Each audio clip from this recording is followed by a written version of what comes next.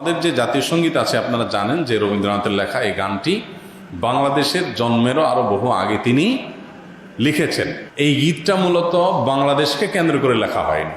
বাংলাদেশকে কেন্দ্র করে যেটা লেখা হয়নি সেটা কেন বাংলাদেশের জাতীয় সঙ্গীত হতে যাবে? এই গীতের মধ্যে কোথাও বাংলাদেশ শব্দটাই নেই, সে গীত কিভাবে এদেশের জাতীয় সঙ্গীত হতে পারে? আমাদের দেশের জাতীয় সঙ্গীত পরিবর্তন করার জন্য অনেকে বলা বলি করছেন, এটা পরিবর্তন করা উচিত কিনা ইসলামের আলোকে জানতে চাই। জাতীয় সঙ্গীত পরিবর্তন করার দাবি এবারই শুধু উঠছে তা নয়, এর আগেও বারবার উঠেছে, আপনারা জানেন। কেন উঠেছে সেটা নিয়ে তর্ক আছে, বিতর্ক আছে, এটা উঠা উচিত কিনা বা এই সঙ্গীত থাকা উচিত কিনা, বা জাতীয় কোনো গীত, জাতীয় কোনো স্লোগান থাকা উচিত নাকি সেটা পরিবর্তন করা দরকার, সেটা নিয়ে আলোচনা হতে পারে। আমি সে আলোচনায় যাব, তার আগে একটু প্রাসঙ্গিক অন্য একটা বিষয় বলি। সেটা হলো যে দেশপ্রেমের নামে, দেশত্ববোধকতার নামে, দেশত্ববোধক কাজের নামে আপনি কোনো গীত, মিউজিক সংযুক্ত করে, বাদ্যযন্ত্র সংযোগে আপনি যদি কাউকে শুনতে বাধ্য করান, তাহলে সেটা তার স্বাধীনতার খর্ব করার শামিল, বিশেষ করে মুসলমানদের ক্ষেত্রে। কারণ ইসলাম যেহেতু বাদ্যযন্ত্র যোগে কোনো গান বাদ্যকে অ্যালাউ করে না, কোনো গানকে অ্যালাউ করে না, বিধায় আপনি দেশাত্মবোধক গানের নামে, দেশপ্রেমের নামে আপনি আমাকে যদি এটা চাপিয়ে দেন, তাহলে এটা হবে আমার অধিকার লঙ্ঘন করা, আমার অধিকার খর্ব করা। সোজা কথা, দেশের সংখ্যাগরিষ্ঠ মানুষ যেটাকে হারাম মনে করে সেই কাজ আপনি দেশের মানুষের উপর চাপিয়ে দিতে পারেন না। হ্যাঁ, দেশের একটা স্লোগান থাকলো, একটা গীত থাকলো, সেটার কথা মানার ভিতরে যদি আপত্তিকর কোনো কিছু না থাকে, সেটা ভিন্ন বিষয়, অবশ্যই সেটা গ্রহণযোগ্য হতে পারে। এবার আসা যাক এই গানটা নিয়ে, যে আমাদের যে জাতীয় সঙ্গীত আছে আপনারা জানেন যে রবীন্দ্রনাথের লেখা এই গানটি বাংলাদেশের জন্মেরও আরো বহু আগে তিনি লিখেছেন। তো এই গীতটা মূলত বাংলাদেশকে কেন্দ্র করে লেখা হয়নি। বাংলাদেশকে কেন্দ্র করে যেটা লেখা হয়নি সেটা কেন বাংলাদেশের জাতীয় সঙ্গীত হতে যাবে? এটা একটি বিষয়। আরেকটা বিষয় হলো, যেই গীতের মধ্যে কোথাও বাংলাদেশ শব্দটাই নেই, সে গীত কিভাবে এদেশের জাতীয় সঙ্গীত হতে পারে? বিধায় আমি তো মনে করি যে এই দাবিটা অযৌক্তিক না, যে আমাদের জাতীয় সঙ্গীত পরিবর্তন করা এটা সময়ের সবচেয়ে গুরুত্বপূর্ণ দাবিগুলোর মধ্যে থেকে একটি।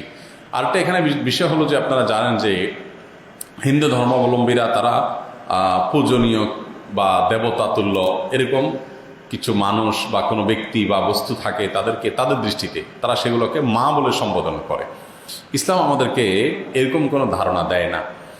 মাতৃভূমির প্রতি ভালোবাসা এটা একটা স্বকীয় বিষয়, এটার জন্য মুসলমান হওয়া প্রয়োজন নাই, এটার জন্য মানুষ হওয়া যথেষ্ট। শুধু মানুষ কেন, অন্যান্য প্রাণীর মধ্যেও কি আছে?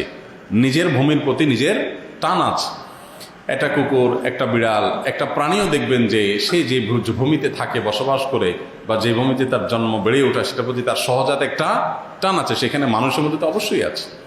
আমাদের প্রিয় নবী সাল্লাল্লাহু আলাইহি সাল্লাম মক্কা থেকে যখন হিজরত করে মদিনায় আসছেন, তাকে যখন কেবলা পরিবর্তন নির্দেশ করা হলো, তিনি যখন ফিলিস্তিনের দিকে নামাজ আদায় করছিলেন, তিনি বারবার করে মক্কার দিকে যেন কেবলা করে নামাজ পড়তে পারেন, নিজের মাতৃভূমির দিকে ফিরে যেন তার সালাত আদায় করতে পারেন, সেজন্য আল্লাহর কাছে বারবার করে বিভিন্নভাবে আর্গুমেন্ট পেশ করছিলেন। আল্লাহ তাআলা কোরআনে সেটা উল্লেখ করেছেন, ফালানুওয়াল্লিয়ান্নাকা কিবলাতান তারদাহা, হে রাসূল, অচিরে আপনাকে আপনার মনের মতো আপনি যে কেবলার প্রত্যাশা করছেন সেদিকে ফিরে সালাত আদায় করার নির্দেশ দান করবে। এখান থেকে বোঝা যায় মাতৃভূমির প্রতি সহজাত টান থাকা এটা একেবারে প্রাকৃতিক একটি বিষয়। বিধায় এটার জন্য কোনো জাল হাদিস বানানোর কোনো প্রয়োজন নাই, যে হব্বুল্লাতন মিনাল ইমান, দেশপ্রেমের অঙ্গ, এরকম কোনো হাদিস নবী সাল্লাল্লাহু আলাইহি ওয়াসাল্লাম বলেন নাই। নবী সাল্লাল্লাহু আলাইহি ওয়াসাল্লাম নিজেই নিজের মাতৃভূমিতে তার ভালোবাসা ছিল। সো একজন মানুষ হিসেবে আমাদের মধ্যে সেটা থাকবে, দায়িত্বশীলতা থাকবে, সেটাই স্বাভাবিক। আলাদা করে জাল হাদিস বানানোর প্রয়োজন না। যাই হোক, তো মাতৃভূমির প্রতি টান এক জিনিস, আর সেটাকে পূজা করা আরেক জিনিস। ইসলাম আমাকে এটাকে পূজনীয় করতে বলে নাই। বিদায় সংখ্যাগরিষ্ঠ মানুষের বিশ্বাসের সাথে যেমন যায় না, এই গীত বাংলাদেশকে কেন্দ্র করে লেখা হয় নাই, এটা বাংলাকে কেন্দ্র করে লেখা হয়েছে, যেটা পশ্চিমবঙ্গ পূর্ববঙ্গ মিলায়। অতএব এই জ্ঞান মূলত এই দেশের জন্য না, যার কারণে এই গীত বা স্লোগান বাংলাদেশের এটা পরিবর্তন হওয়াটাই হলো যৌক্তিক। এটাকে যারা মনে করেন অপরিবর্তনীয় বা পরিবর্তনের দাবি তুললেই যারা মনে করেন যে বোধহয় সব গেল, তারা কি এটাকে কোরআন হাদিস মনে করেন নাকি যে কোরআন হাদিসের না পরিবর্তন করা যায় না? এটা তো পরিবর্তনযোগ্য। অতএব এটা পরিবর্তন করার দাবিটা আমি ব্যক্তিগতভাবে মনে করি যে অযৌক্তিক নয়।